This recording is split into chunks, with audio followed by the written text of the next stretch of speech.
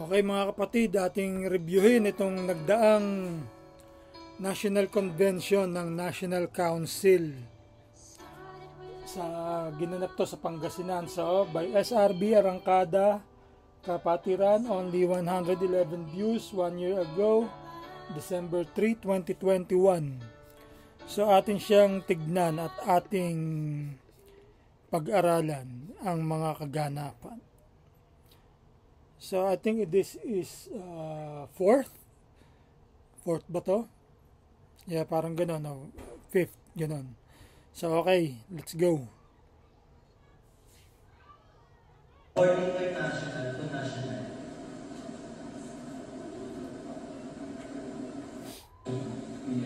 I think I will stick on international instead of national. Para malayo yung mga brand abroad, lalo na nakapag-establish sa tayo ng 80s abroad. And then we're looking forward magbukas naman chapters abroad na guidance sa mga 80s. So kung titignan natin, ang konti lang ng umattend, no? Kasi you can see sa ito Congress to. Alam ko Congress yan, sila Doriel. Ewan ko kung sino yung dalawa. So ang konti, ano, may very, kumbaga minority, hindi majority. So ito si kandidato, si Alfred Balbas. Nung siya nakikita na medyo bawal. So, for me, I will suggest for you the body, Mr. Chair, na if we possible, let's use international service fraternity instead of national. So, sinasuggest niya na magkaroon ng amendment dun sa katawagan sa atin na from national, kasi ang National Council, national fraternity lang ang kanila eh. Ang sinasuggest ni Brad Alfred ay mabago yon, maging international instead of national.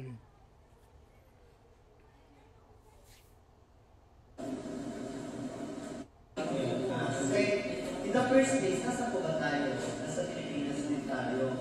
So, pag sinabi po kasi international ito, either nasa ibang bansa po, kakakabay po may pagkakaintindi, if ever na international. Ang sabi naman po kasi dito sa consent bias natin, ay tayo nandito na sa Pilipinas po. So, syempre, saan po ba tayo sa stop in the first place? Sa national din naman po. Ay, kung nasa siyempre, kami, baka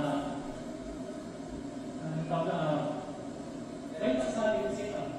Kaya mas maganda siguro international na lang para at least sakot lahat. So yung isa national, ito naman international din. So 2-1. And babae from the provincial council, ang ano ba lang po dito is national. Okay, national din siya. So 2-2. Sa Pilipinas. So yung mga brand na makapupunta ng international, pwede magkakaroon naman po sila ng alumni association. Hindi man po mapupunta ng mga bata yan. Puro may edad na yan. So ang mangyayari yan, association lang. Sa edad binasin. So akin, second devotion ako sa national. Puro matatanda nasa AA. Totoo naman na may mga edad. So, ang inaano nila is hindi tayo pwedeng lumabas ng bansa. So, paano yung sa Malaysia? 'Di ba? Ayun, may mga bata ron, may recruitment doon. Hindi nila tatanggapin. Kumbaga, dahil national lang eh.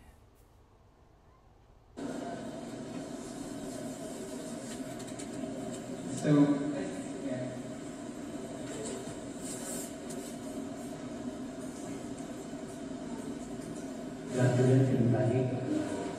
konti, no? Kita yung mga dahil blankong upuan, ano? Another, yung regarding sa tawag ng international, ang tanong, pag niregister pa sa SEC, hindi ba magiging tayo sila ng bayan? Pinatanong ko, mahal. Hindi ko maintindihan. International, baka magmahal. Iba yung rate. Baka i-register natin sa SEC. Kung nasa international, tayo. Eh, naman, nandito sa national. O natama naman. Eh, national tayo. Yung muna tayo yung sa buhay, papalagi mag-upload. Member na alumni association doon, pwede ito. Yung pong katanungan dahil hindi tayo mahirapan. Ilan ba siya?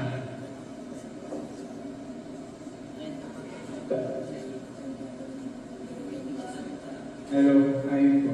Ayun po, add-ons ko lang po ulit. Gusto ko sana i-emphasize.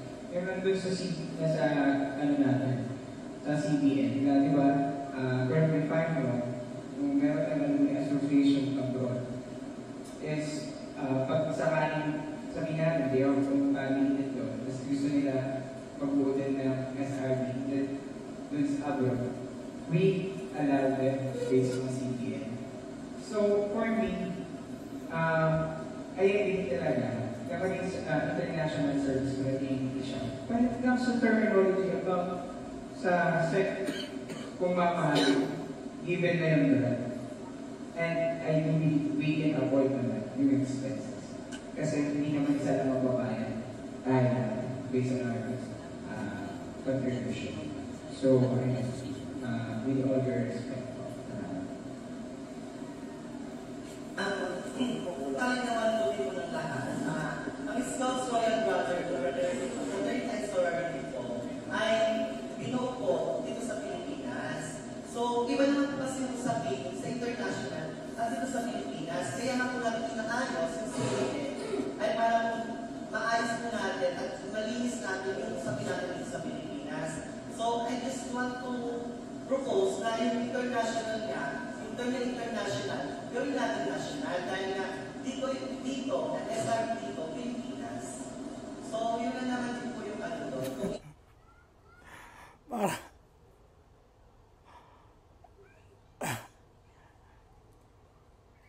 Parang medyo mababaw yung ano, no, yung talakayan. Tsaka mahirap maintindihan yung ano, speaker tsaka mic.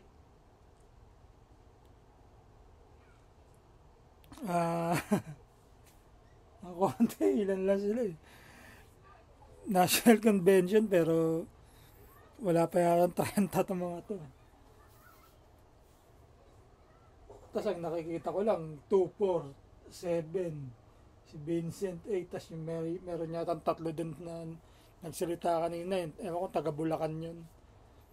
Tsaka yung mahaba buhok.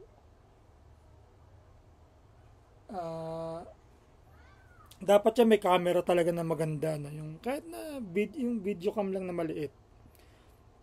Tapos may naka-assign na magka-camera o kaya yung dapat may cameraman para nakikita lahat. Tapos maya ipo-focus na natin dun sa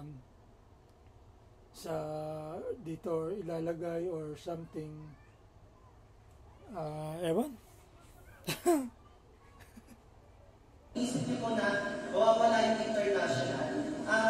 Iba po sa kita po yun dahil sino po yung mag-uusap sa ibang bansa na yun at hindi na po natin sa level of idea. Kasi, for me, experience-wise talaga, tapos knowledge-wise, na in abroad, yung pagpapaligid sa mga Pilipino communities ng mga AAs lalo na yung mga belated AAs na abroad, they're using yung CBN natin. They can change this sila sa names instead of Scouts Royal Brotherhood, nilalagay nila for example, Taiwan Alumni Association. So, ayun, so they come up din na, pwede ba if ever na mag-open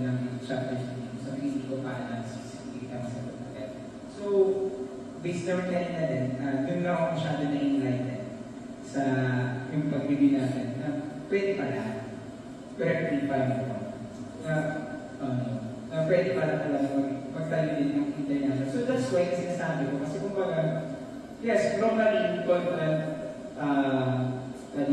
national service fraternity. Kumbaga, sa akin kasi i-generalize ko na lang. Pero kung naman magkasunduan nila, majority, sa inyo. Good afternoon po sa kanila. Payo-mega po, pagpagod po. Makukunan ko yung, as dependent po yung na-registered sa either, tama naman pa yung tama, sa either international or national.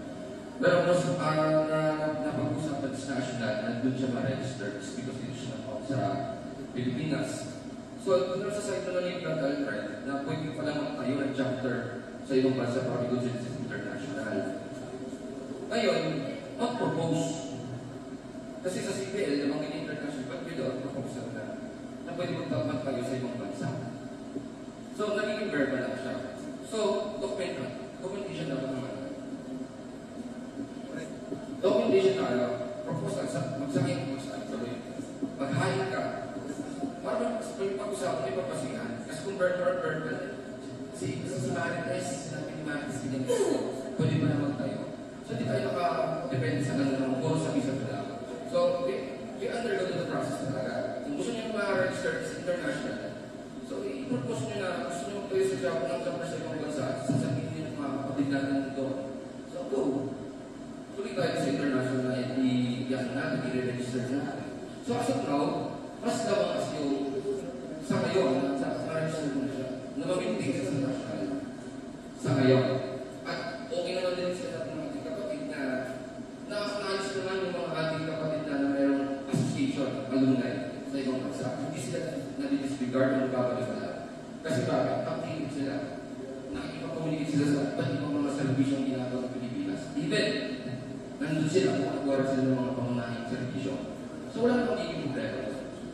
Kung gusto lang natin positive ng ma-register sa international, yun yung sinasabi ko, bigyan siya ng proposal. Sa susunod na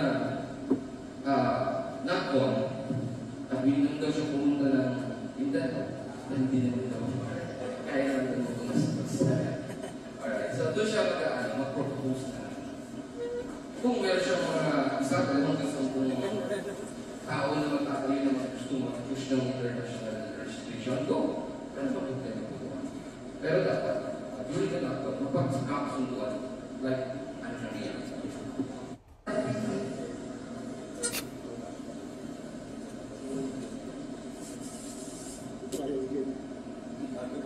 Ayun, meron pa pala.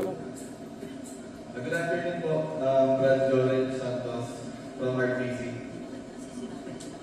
Ano po kasi, propose po namin is ma-specify yung details ng seal natin. So, meron kami dito na yung SRP Congress Resolution 2016-004